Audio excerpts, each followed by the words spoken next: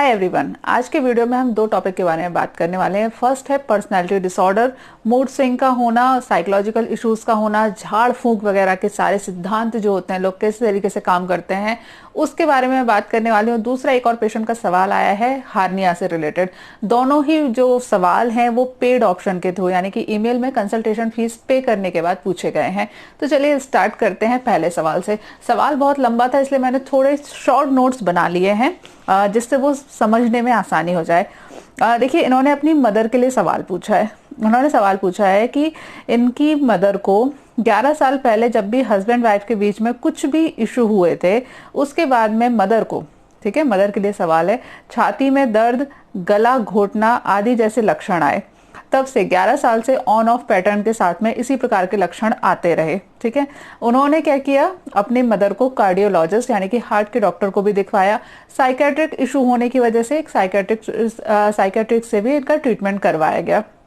दोनों ने ही बोला कि कोई खास प्रॉब्लम नहीं है, सब कुछ बढ़िया है, थोड़ा सा हीमोग्लोबिन का इशू है, हीमोग्लोबिन बढ़ा के रखिए, न्यूट्रिशन मेंटेन करिए, बिजी रखिए, अकेला मत छोड़िए, सब कुछ सही हो जाएगा। ठीक है, लेकिन कोई फायदा नहीं हुआ। उसके बाद इन्होंने क्या किया कि कोई फायदा नहीं हुआ तो इंसान क्या करेगा, कहीं ना कहीं दूसरा ऑप्शन ढूंढेगा। तो इन्होंने क्या किया कि जो झाड़ फूंक तांत्रिक चीजें होती हैं उस पर अपनी मदर को लेके गए। वहां पर उन्होंने काफी सारी पूजा पाठ, झाड़ फूंक वगैरह करवाया, उससे कुछ थोड़ा सा फायदा हुआ। ठीक है, याद रखना, जो मेडिसिन थी, जो डॉक्टर्स थे, उनसे फायदा नहीं हुआ। जो झाड़ फूंक करवाई उससे थोड़ा सा फायदा हुआ, थोड़ा सा, ज्यादा नहीं हुआ। अभी भी, और जो प्रेजेंट कंप्लेन है, ये सब तो 11 साल से चल रहा है। अब अभी इनकी प्रेजेंट कंप्लेन ये है कि जब कभी भी किसी से थोड़ा सा भी झगड़ा हो जाता है, कोई भी इशू होते हैं लाइफ में, तो उसके बाद इनका दम घुटना चालू हो जाता है। ठीक है, हार्ट में पेन चालू हो जाता है, हार्ट अटैक जैसे सिम्टम आने लगते हैं, और सांस रुक जाती है, सांस नहीं आती। जब सांस नहीं आती तो उनके घर वाले, जो बाकी सारे सदस्य होते हैं, वो पीठ थपथपाते हैं, थोड़ा ध्यान रखते हैं, आराम करो, काम हो जाओ, सांस गहरी लो, इस तरीके से उनको समझाने की कोशिश करते हैं। तो 2 से 3 मिनट बाद ये जो एपिसोड है वो सही हो जाता है। ठीक है, ये, लेकिन उसके बावजूद ये सही तो हो जाता है, लेकिन बाद में जो पोस्ट सिम्टम होते हैं, कई दिनों तक थकावट का होना, दर्द का रहना, टेंशन का रहना, उदासी का रहना, ये उनका बना रहता है। ये उनकी आज की प्रेजेंट कंप्लेन है।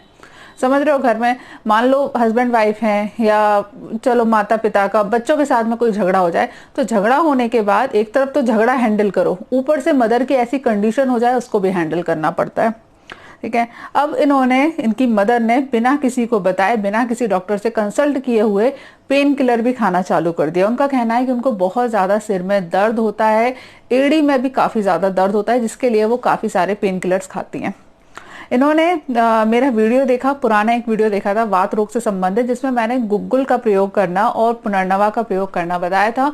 उसको देखकर इन्होंने इन मेडिसिन का इस्तेमाल किया, लेकिन कोई फायदा नहीं हुआ। ठीक है, इनको एक चीज और है कि जब भी ये बहुत ज्यादा इमोशनल हो जाती हैं, मतलब उदास हो जाती हैं, इमोशनल अंदर भर जाते हैं, तो चॉकिंग हो जाती है। चॉकिंग मतलब गला घुटना, सांस नहीं आती, ऐसा लगता है कि उनका गला कोई दबा रहा है। ये सारी प्रॉब्लम है इनकी मदर के साथ। अब ये इन चीजों के लिए मुझसे ट्रीटमेंट मांग रहे हैं। इंटरेस्टिंग सवाल था, इसीलिए मैंने इसको वीडियो के लिए रोक के रखा था कि मैं ईमेल में इसका आंसर नहीं दूंगी। देखो, जो साइकोलॉजिकल इश्यूज होते हैं, ठीक है, किसी भी प्रकार के साइकोलॉजिकल इश्यूज जो होते हैं, यदि व्यक्ति मानसिक रूप से काफी ज्यादा कमजोर हो गया है, ऐसी कंडीशन में आप उसको कहीं भी लेके जाओ, कार्डियोलॉजिस्ट के पास लेके जाओ, कहीं भी लेके जाओ, उसको आराम नहीं मिलने वाला। आपकी मदर के साथ में क्या है, इसको थोड़ा सा प्लीज समझने की कोशिश करना। और मेरा आंसर पसंद नहीं आए तो प्लीज मुझे कोसना मत, सुसाइड वाली धमकी एटलीस्ट मत देना। ठीक है, समझो इस बात को, होता क्या है। देखो, ये एक ना पूरा सर्कल है। सर्कल क्या है कि जब हम कभी उदास होते हैं, एक व्यक्ति उदास है, मान लो सपोज करो मेरा और कैमरा नहीं है, यहाँ पे कोई व्यक्ति बैठा हुआ है, इसका, मेरा और सामने जो भी व्यक्ति है, इसका झगड़ा हो जाए। झगड़ा हुआ, सामने वाले ने मुझसे कुछ कहा, अब मैं रोने लगूं, और रो के मेरा दम घुट रहा है, दम घुट रहा है, ऐसे करने लगूं, तो जो आसपास के 4-5 लोग होंगे वो किसके साइड हो जाएंगे? ऑब्वियसली जो सिक है, हमारे यहाँ सोसाइटी ऐसी है, हम लोगों को बचपन से यही सिखाया गया है कि अगर कोई रोने लगे तो आप उसकी मदद करो, यदि कोई उदास है तो उसकी मदद करो, है ना। हम सब लोगों को यही चीज सिखाई गई है हमेशा से। तो जैसे ही कोई रोने लगता है, घर में झगड़ा होने पर किसी की तबीयत खराब हो जाती है, तो हम हमेशा उसको कंफर्ट करने लगते हैं, प्यार करने लगते हैं, उसकी केयर करने लगते हैं। अब जैसे ही आपकी मदर के साथ ये हुआ, झगड़ा होने पर उनको तकलीफ हुई, तकलीफ होने के कारण आपने प्यार करना चालू कर दिया, ज्यादा केयर करना चालू कर दिया। इंसान जो है वो हमेशा प्यार का भूखा होता है। हमको चाहिए, हमें अटेंशन चाहिए। हमारा जो सबकॉन्शियस माइंड है वो मांगता है कि हमें अटेंशन दो। जब वो अटेंशन हमें मिली तो हमारे सबकॉन्शियस माइंड ने डिसाइड कर लिया कि भाई यार, अगर मैं उदास होता हूँ, मैं रो देता हूँ तो मुझे अटेंशन मिल जाती है। तो वो क्या करेगा, और रोएगा। फिर अगली बार झगड़ा हुआ, फिर से वो उदासी आई, फिर से रोना गाना हुआ, फिर से अटेंशन मिला, तो फिर से दोबारा ये चीज। अब जब ये सब लंबे समय तक होते रहता है तो ये दिमाग में बैठ जाता है कि यदि मुझे चॉकिंग होगी तो घर वाले मेरा साथ देंगे, मुझे समझेंगे। फिर ये एपिसोड खत्म होने की बजाय कंटिन्यूअस बढ़ते जाते हैं। इसको अगर आपको ठीक करना है, आप चाहते हो आपकी मदर ठीक हो, पहली चीज से समझ लेना, क्योंकि 11 साल हो चुके हैं तो सब कॉन्शियस माइंड को वापस आपको सही करने में बहुत लंबा टाइम लगेगा। और उस पर भी डिपेंड करता है कि आपकी मदर को खुद कितना ठीक होना चाहती हैं। कई बार आप ठीक करना चाहते हो किसी को, लेकिन सामने वाले ने डिसाइड ही कर रखा है कि उसको नहीं ठीक होना, उसको उसी कंडीशन में ज्यादा कंफर्ट लगता है। हमें लगता है कि वो पेन में है, लेकिन वो असलियत में खुश है। और खास तौर से ये चीज समझना कि वो ये जानबूझ के नहीं कर रही है, वो सब कॉन्शियसली ये सारी चीजें कर रही है। ये बीमारी बहुत सारे छोटे बच्चों में भी होती है। छोटे बच्चे जो होते हैं ना, 3-4 साल के जो छोटे बच्चे, बहुत छोटे में नहीं होती, 1 साल से छोटे बच्चों का सबकॉन्शियस माइंड डेवलप नहीं होता है, उनमें ये तकलीफ नहीं होती। लेकिन जो 1 से लेकर 3 साल तक के बच्चे होते हैं, अगर आप उनको डांटो, बच्चा कुछ खेल रहा है, मोबाइल मांग रहा है, और आपने उसको डांट दिया नहीं मिलेगा मोबाइल, तो वो अपना हाथ जमीन पे पटकने लगेंगे, अपना सिर दीवार पे मारने लगेंगे और सांस रोक लेंगे। छोटे बच्चे तो सांस रोकने में इतने एक्सपर्ट होते हैं कि वो नीले पड़ जाते हैं, लेकिन फिर भी अपनी सांस नहीं छोड़ते। और घर वाले आके उनको संभालते हैं कि बच्चा नीला पड़ जाता है, इसकी सांस रुक जाती है, सांस रुक जाती है, सांस रुक जाती है। वो उसका थोड़ा ध्यान रखते हैं, फिर वो सांस अपने आप आ जाती है। ठीक है, ये सबकॉन्शियस माइंड करता है। बच्चे ने गैस कर लिया, बच्चे के माइंड ने इसको आइडेंटिफाई कर लिया कि यदि मैं रोऊंगा, यदि मैं अपनी सांस रोक लूंगा तो मुझे डांट नहीं पड़ेगी, और जो चीज मुझे चाहिए वो चीज हो जाएगी। बच्चे अक्सर इस सबकॉन्शियस माइंड का ऐसे ही गेम रहता है। आप अगर बीमार हो गए तो आपको पढ़ाई नहीं करनी पड़ेगी, क्योंकि घर वाले बोलेंगे अरे अरे बेटा पढ़ाई मत करो, उसको सिर में दर्द होता है, रहने दो, जितना हो गया उतना ठीक है। आप स्कूल में अगर आपके अच्छे मार्क्स नहीं आ पाए और आप बीमार हैं तो पूरी सोसाइटी आपका सपोर्ट करने लगेगी, अरे वो बच्चा तो बीमार हो गया था इसलिए उसके नंबर अच्छे नहीं आए। आपने ऑफिस में अच्छा काम नहीं किया, ऑफिस वाले लोग बोलेंगे ठीक है यार, साथ वाले। और यदि बॉस आपके ऊपर स्ट्रिक्ट हुआ तो पूरी सोसाइटी बॉस के अगेंस्ट में हो जाएगी कि एक तो बेचारा बीमार है, इतना काम कर रहा है, उसको इतनी सारी तकलीफ है, इतना सारा काम कर रहा है, तुम उसको ओवरलोड काम करवा रहे हो, उसके अगेंस्ट में हो जाएगी। तो ये हमारा सबकॉन्शियस माइंड एक तरीके की एक चीज को पकड़ लेता है कि यार बीमार रहने पे कम काम करना पड़ता है, बीमार रहने पे आपको अटेंशन ज्यादा मिलता है, बीमार रहने पे आपको लव ज्यादा मिलता है, केयर ज्यादा मिलती है, प्यार ज्यादा मिलता है, सांत्वनाएं ज्यादा मिलती हैं। हमारा ही सबकॉन्शियस माइंड ये समझ लेता है। ओशो का एक लेक्चर बहुत ही इंटरेस्टिंग है इस मामले में। कभी आप लोगों में से अगर कुछ लोग ओशो के फॉलोअर हो तो सुनिएगा कभी उनमें, या गूगल पे आप सर्च करके भी देख सकते हैं। ओशो ने बहुत अच्छे तरीके से कहा था कि यदि आपका बच्चा बीमार हो तो एक नर्स की तरह उसकी केयर भले ही कर लेना, लेकिन माँ की तरह कभी उस पर लाड़ मत करना। लाड़ हमेशा हंसते खेलते शैतान बच्चे पे करो। जो बच्चा ग्राउंड में खेल रहा है, जो बच्चा पढ़ाई में अच्छा कर रहा है, लाड़ उस पे करो। जो बीमार है उसकी केवल नर्स की तरह प्रोफेशनल केयर करो। उसको लव और अटेंशन देने की जरूरत नहीं है एक्स्ट्रा, अदरवाइज वो कभी ठीक नहीं होगा। और ओशो को लोग ज्यादातर सबकॉन्शियस माइंड के लिए ही बोलते हैं कि उन्होंने इन माइंड की इन छोटी छोटी सी चीजों को समझा है और अपने फॉलोअर्स को समझाने की कोशिश करी है। वही चीज मैं आप लोगों को बोल रही हूँ। अगर आप चाहते हो आपकी माँ ठीक हो, आप अगर उन्हें वास्तव में ठीक करना चाहते हो, तो जब अगली बार उनको चॉकिंग हो, अगली बार उनको ये इमोशनल डिस्कम्फर्ट आ जाए, तबीयत खराब हो जाए, तो उनकी केयर एक नर्स की तरह करना। एक साइड आई रखना उनके ऊपर कि उनकी हालत ज़्यादा ख़राब नहीं हो, क्योंकि एकदम से आप उनको अकेला नहीं छोड़ सकते, लेकिन ज़्यादा केयर करने की ज़रूरत नहीं है। ठीक है, एक बार उनकी केयर करना कम चालू करोगे तो शुरू शुरू में तो बीमार होने की और ज़्यादा उनको लगेगा कि मैं और ज़्यादा बीमार हो जाऊं तो मुझे केयर मिलेगी। लेकिन यदि आपने अपने इमोशन को कंट्रोल कर लिया, आपने और बाकी घर वाले कुछ सदस्यों ने, कि हमें बहुत ज़्यादा इनकी एक्स्ट्रा केयर नहीं करनी है, तो वो ठीक होना चालू हो जाएंगी। इसके कुछ एग्जाम्पल मैं आपको बताती हूँ। मेरे यहाँ क्लिनिक पे एक पेशेंट आई थी, फीमेल लेडी थी, करीबन 2 साल पहले वो पेशेंट आई। उस पेशेंट के साथ प्रॉब्लम ये थी कि वो बेहोश हो जाती थी बिना किसी कारण के। जरा सा किसी ने डांट दिया, जरा सा कुछ बात हो गई तो वो बेहोश हो जाती थी। एक बार वो मेरी क्लिनिक पे आई। जब वो क्लिनिक पे आए और इसी प्रॉब्लम के लिए लगभग आए थे, तो वो बैठी हुई थी, एग्जामिनेशन टेबल है उस पर वो ऐसे करके बैठी हुई थी, और उसके घर वाले उसकी ये बात बता रहे थे कि इसने इतना परेशान करके रखा हुआ है, पता नहीं क्या हो जाता है, कैसे होगा क्या, उस पर चिल्ला रहे थे। वो ऐसे बैठे बैठे ऐसे झूमी और बेहोश होकर गिर पड़ी। अब पूरे घर वालों ने हाय तौबा मचा दी, हाय लड़की बीमार हो गई, इसको क्या हो जाता है, क्या हो जाता है। मैंने उसको देखा, मैंने कहा रुको एक मिनट, शांत, थोड़ा एग्जामिनेशन करने दो, शांत रहो। उसके घर वालों को शांत किया, उसकी मदर मेरे पास खड़ी हुई थी, बाकी मैंने रिलेटिव्स को बाहर खिसका दिया। उसका एक जनरल एग्जामिनेशन किया, उसका बीपी चेक किया कि भाई बीपी तो ड्रॉप नहीं हो गया है, वास्तव में कोई दिक्कत हो गई हो। रेस्पिरेशन चेक किया कि सांस आ रही है कि नहीं आ रही है। ठीक है, कई लोग अपने सांस रोक भी देते हैं। सांस रोकते हैं तो वो एक SpO2 करके एक इंस्ट्रूमेंट होता है चेक करने का, तो उसका SpO2 चेक कर लिया, क्योंकि अगर आप सांस रोक भी लोगे ना, तो भी आपके बॉडी के अंदर ऑक्सीजन का अमाउंट रहता है सफिशिएंट। ठीक है, तो उसका वो चेक कर लिया, स्टेथो लगा के उसका रेस्पिरेशन चेक कर लिया। तो मैंने कहा इसको सारी चीज़ें बढ़िया है, ये बेहोश होके गिर गई है। अब मैंने उसके घर वालों को नहीं बताया। मैंने क्या किया, मैं उसके ऐसे सिर पे ऐसे हाथ फेर रही थी, ऐसे आंख चेक कर रही थी, नाक गला ऐसे करके चेक किया, और ऐसे ऐसे करते हुए कान के पास ले गई। और मेरे हाथ के नाखून इस हाथ के बड़े रहते हैं, ये वाला हाथ के तो छोटे रहते हैं क्योंकि इससे एग्जामिनेशन होता है, इसके बड़े रहते हैं अक्सर।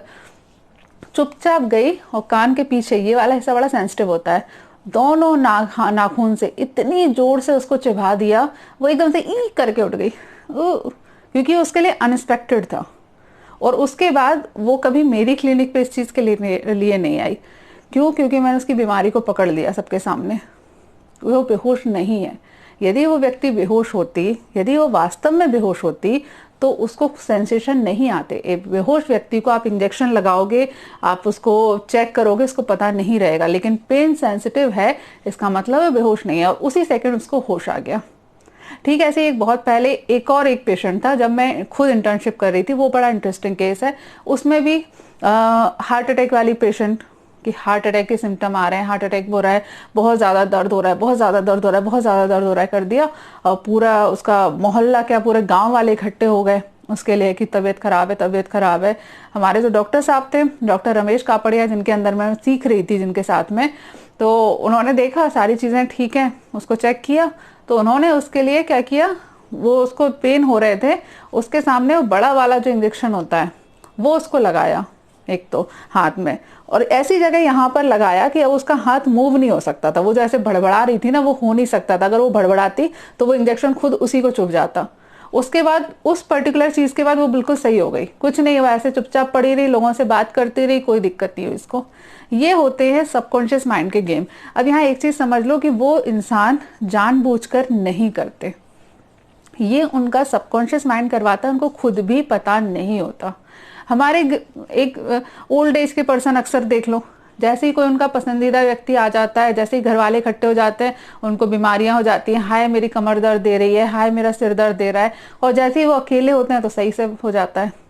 मेरे ही परिवार के कुछ सदस्य हैं, अगर सबके बीच में रहते हैं तो बहरे हो जाते हैं कि हमें सुनाई नहीं दे रहा, हमें सुनाई नहीं दे रहा, और जब अकेले बैठ के गुपचुप बातें करते हैं घर में अपनी, तो उनको सब सुनाई देता है। सब दिमाग का खेल है ये। इसको यदि आपको ठीक करना है तो आपको थोड़ा सा अपने इमोशन पे कंट्रोल करना पड़ेगा। उनकी हेल्थ का ध्यान दो, बिल्कुल ज़रूरी है, ठीक है, लेकिन आपको बहुत ज़्यादा एक्स्ट्रा अफेक्शन शो नहीं करना चाहिए। एक्स्ट्रा अफेक्शन, थोड़ा अफेक्शन करो, उनको ये एहसास दिलाओ कि बीमार होने से प्यार नहीं मिलेगा, जब तुम हेल्दी हो तो तुम्हें प्यार मिलेगा। जब वो हेल्दी रहें, जब वो खुश रहें, तो उनके साथ जी भर के प्यार किया करो। उनको हंसाओ, उनको उनके साथ खेलो, उनके साथ बैठो, उनके साथ खाना खाओ, उनके साथ बातें करो, स्टोरी करो, स्टोरी टेलिंग करो, पुरानी बातें याद करो, पुराने फोटोग्राफ्स देखो, उनको खुश रखो क्योंकि वो डिप्रेशन में है काफ़ी ज़्यादा, उनको साइकोलॉजिकल इशू है, उनको खुश रहना बहुत ज़्यादा ज़रूरी है। जब वो हेल्दी फील कर रही हो तब उन्हें बहुत हेल्दी फील कराया करो। लेकिन जब उनके साथ इस तरीके का एपिसोड हो तो बहुत ही स्ट्रिक्टली बिहेव करो उनके साथ, एक प्रोफेशनल व्यक्ति के साथ बिहेव करो। टाइम से उन्हें खाना दे दो, खाना दे दिया, एक दो बार पूछ लिया तबीयत ठीक है, ज़्यादा केयर करने की ज़रूरत नहीं है। फिर जब वो 1 दिन बाद, 2 दिन बाद, 3 दिन बाद फिर से ठीक हो जाए तो फिर उनके साथ जी भर के प्यार करो। धीरे धीरे करके, थोड़ा टाइम लगेगा, 6 महीने 7 महीने तो मान के चलो लगने ही वाले हैं, लेकिन इस तरीके से यदि आपने अपने लाइफ स्टाइल को थोड़ा सा उनके अकॉर्डिंग कर लिया तो धीरे धीरे वो वापस हेल्दी लाइफ स्टाइल की तरफ आ जाएंगी। धीरे धीरे वो समझ जाएंगी कि जब मैं खुश होती हूँ तो मुझे ज़्यादा प्यार मिलता है, जब मैं तकलीफ में हो जाती हूँ, जब मैं चॉकिंग करती हूँ, जब मैं अपनी सांस रोक लेती हूँ तो मुझे प्यार नहीं मिलता, मुझे अटेंशन नहीं मिलता। प्यार के साथ साथ अटेंशन भी बहुत ज़रूरी है। डांटना भी एक तरीके का प्यार ही है ना। मेन बात यह है कि आपको अटेंशन नहीं देना है, यही उस एक तरीका है सारी चीज़ों को ठीक करने का। अब आप जो बोला आपने कि झाड़ फूंक से उनको आराम मिल गया, झाड़ फूंक से भी इसीलिए आराम मिलता है क्योंकि वो साइकोलॉजिकल चीज़ों को ठीक कर देता है।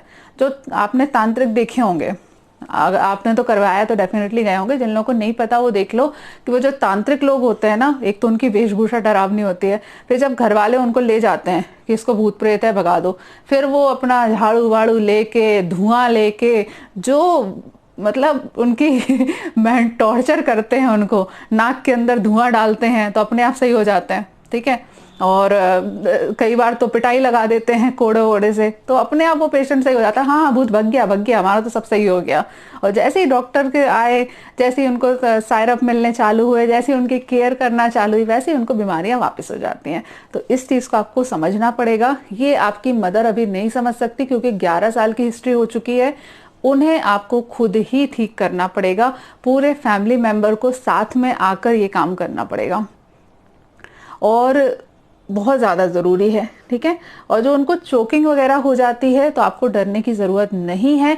यदि आप उनकी केयर नहीं भी करोगे तो भी उनको मतलब सांस रुकने की वजह से वो दम घुटना होता है ना, वो नहीं होगा, ठीक है। अगर उनको दम घुटने की प्रॉब्लम होती तो वो कार्डियोलॉजिस्ट ने जब एग्जामिनेशन किया उसमें आ जाता कि इनको ऑब्स्ट्रक्ट हो जाता है यहाँ पर, लेकिन उनको कोई ऑब्स्ट्रक्शन नहीं होता है। वो ये खुद करते हैं, वो खुद अपनी सांस रोक लेते हैं, वो सांस इनहेल नहीं करते, जिसकी वजह से चॉकिंग हो जाती है। जैसे ही आप उनको सांत्वना देते हो वैसे ही वो चॉकिंग उनकी खुल जाती है। तो नेक्स्ट टाइम जब उनको ऐसी दिक्कत हो तो उनको छोड़ के बगल में बैठ के अखबार पढ़ने लगना। उल्टा बोलना, हमें नहीं, यार तुम तो रोज करती हो, रहने दो, हमें नहीं देखना। लेकिन साइड आई से नजर रखना, ये भी मत करना छोड़ के चले जाओ, ना ना, छोड़ना नहीं। भगवान नहीं करे कोई तो एकदम से दुर्घटना हो गई, ऐसे अखबार पढ़ने लगना और साइड से ऐसे हल्की हल्की आंख से देखते रहना, ठीक है, कुछ नहीं होगा, ठीक है। पंप वगैरह का इस्तेमाल बिल्कुल नहीं करना है।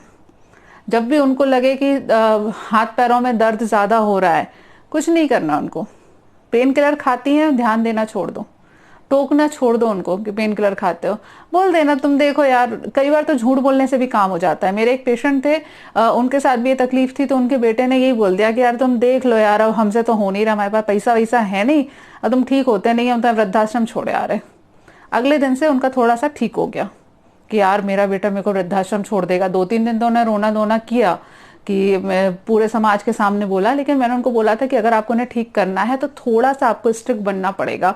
तो वो स्ट्रिक्ट बने कि भाई यार तुम्हारा तो रोज की नौटंकी है, अब हो नहीं पा रहा, हमारे पास पैसा है नहीं, हमारी तो नौकरी में भी बॉस डांट रहा है। इस तरीके से थोड़ा सा झूठ उनको बोला। झूठ बोलने से उनका ये हुआ कि यार मैं अगर और ज़्यादा मैंने ऐसे किया, पैसे खर्च हुए मेरे ऊपर, तो मेरा बेटा मेरे को कहीं वृद्धाश्रम ना छोड़ दे। तो ऐसे करते उनमें स्ट्रेंथ आई कि यार नहीं नहीं, मेरे को सही होना है, मेरे को नहीं जाना वृद्धाश्रम। डर के मारे उन्होंने अपने आप को हील करना चालू किया। ये बहुत ही कॉम्प्लिकेटेड प्रोसीजर है, बहुत ही ज़्यादा कॉम्प्लिकेटेड होता है। हो सकता है एक वीडियो में आपको कंफ्यूजन भी हो जाए कई बार, तो इस सारी चीज़ों को समझने की कोशिश करो धीरे धीरे, और बार बार डॉक्टर से सलाह ज़रूर लेते रहो, साइकेट्रिक से सलाह ज़रूर लेते रहो। मोटिवेट उन्हें करो, लेकिन मोटिवेट तब करना जब वो खुश हों। अगर वो उदास हो जाए उस टाइम पर उनको इग्नोर करने की आदत डालो। कोई अटेंशन नहीं देना है, जब उनको तकलीफ होती है तो अटेंशन नहीं देना है, जब उनको इमोशनली डिस्टरबेंस होता है तब उनको अटेंशन नहीं देना है, लेकिन नज़र ज़रूर रखनी है। अटेंशन देने में, नजर रखने में अंतर होता है। इसीलिए मैं बोल रही हूँ नर्स की तरह केयर करना। हॉस्पिटल में जो नर्स होते हैं बड़े प्रोफेशनल होते हैं। आ गए, खाना खिला गए, बात कर गए, इंजेक्शन लगा गए, ठीक है कैसे हो, सुसु करी, पॉटी करी, सांस आ रही है, ये आ रही है, ठीक है लेटे रहो। वो ज्यादा आपसे बहुत एक्स्ट्रा प्यार नहीं करते। तो एक नर्स की तरह उनकी केयरिंग करना, ठीक है। चलो इसके बाद जो हार्निया वाला सवाल था उसके ऊपर मैं थोड़ा सा आपसे बात करूंगी। उस पर केवल इतनी बात करनी थी। ट्रीटमेंट तो मैंने ऑलरेडी बता दिया था। एक सवाल उनका आया था कि क्या हार्निया की वजह से भी कोई प्रॉब्लम क्रिएट हो सकती है, क्या हार्निया में सर्जरी करवानी चाहिए या नहीं करवानी चाहिए। देखिए, हार्निया की कंडीशन में सर्जरी कभी नहीं करानी चाहिए। मैं अपने पुराने वीडियोस में भी कई बार आपको बता चुकी हूँ। हार्निया होता क्या है, हमारी जो बॉडी डेवलप होती है ह्यूमन बीइंग की, जब हम अपने माँ के पेट में डेवलप होते हैं तो हमारी पीछे की साइड से जो वर्टिब्रा साइड है वहां से हमारा फॉर्मेशन होना चालू होता है और बीच में मिड लाइन में यहाँ पर आकर जुड़ जाता है। हमारी सारी जो एब्डोमिनल मसल्स हैं वो इसी तरीके से पीछे से ग्रोथ करती है, आगे आकर जुड़ जाती है। जब ये मसल्स जुड़ती हैं तो जुड़ने में कभी कहीं कहीं पर कोई गैपिंग रह सकती है। जैसे मान लो इस तरीके से इनको जुड़ना था, ऐसे नहीं जुड़ के ऐसे जुड़ गई, तो ये बीच में क्या हुआ, थोड़ी सी एक गैपिंग डेवलप हो गई। ये जो हिस्सा है ना, ये गैपिंग डेवलप हो गई। ये जो गैप हो जाता है इसी को हार्निया कहा जाता है। हार्निया की कंडीशन में कोई प्रॉब्लम नहीं आती, इसलिए हार्निया में कभी भी आपको ऑपरेशन नहीं कराना चाहिए। लेकिन ऑपरेशन कब कराना है, जब इस छेद के अंदर कोई आपकी इंटेस्टाइन का टुकड़ा चला जाए और फंस जाए। ठीक है, अंदर चला गया और फंस गया। यदि ऐसी कंडीशन डेवलप होती है तो ये इमरजेंसी सर्जरी होती है, यानी कि आपको इतना ज्यादा पेन होगा कि विदिन 3-2 आवर्स में आपको अपनी सर्जरी करानी पड़ेगी। ठीक है, बहुत ज्यादा सीवियर इमरजेंसी होती है। लेकिन जो लोग जनरली प्रॉब्लम क्रिएट करते हैं ना कि यार पेट फूल जाता है, पेट में दर्द होता है, पेट में भारीपन लगता है, टाइटनेस महसूस होती है, और फिर अल्ट्रासाउंड कराते हैं, उसमें पता चलता है कि आपको हार्निया की प्रॉब्लम है, फिर आप हार्निया का ऑपरेशन कराते हैं। इस कंडीशन में कभी भी ऑपरेशन नहीं कराना चाहिए। क्यों? क्योंकि यहाँ पर जो प्रॉब्लम है वो पेट के अंदर वायु का भरना है। फ्लैटुलेंस का होना, पेट का फूल जाना, आंतों के अंदर गैस का बनना, ये मेन समस्या है। हार्निया तो आपको एक्सीडेंटली पता चल गया है, तो ऐसी कंडीशन में कभी भी आपको सर्जरी नहीं करानी चाहिए। हार्निया से कभी भी किसी भी प्रकार की प्रॉब्लम नहीं आती। प्रॉब्लम केवल एक ही आ सकती है कि आपकी इंटेस्टाइन उसके अंदर आकर फंस जाए। यदि फंस जाते हैं, केवल उसी कंडीशन में सर्जरी करवाइए, अदरवाइज सर्जरी करवाने से आपको कोई फायदा नहीं होगा। यानी कि आपकी जो प्रॉब्लम्स हैं वो वैसी की वैसी रहेंगी, केवल जो छेद है वो भर जाएगा। ठीक है, चलो। और हाँ, उन्होंने ये और पूछा था कि क्या सेक्सुअल प्रॉब्लम भी आती है। हार्निया से सेक्सुअल प्रॉब्लम नहीं आती। ठीक है, चलो, ये दोनों सवाल जिसको आज लेने थे मैंने उनके आंसर कर दिए। इसके अलावा 3-4 लोगों के और सवाल हैं जो अगले वीडियो में आएंगे। चलो, नेक्स्ट वीडियो में मुलाकात होगी, तब तक के लिए stay healthy and be happy. Good bye.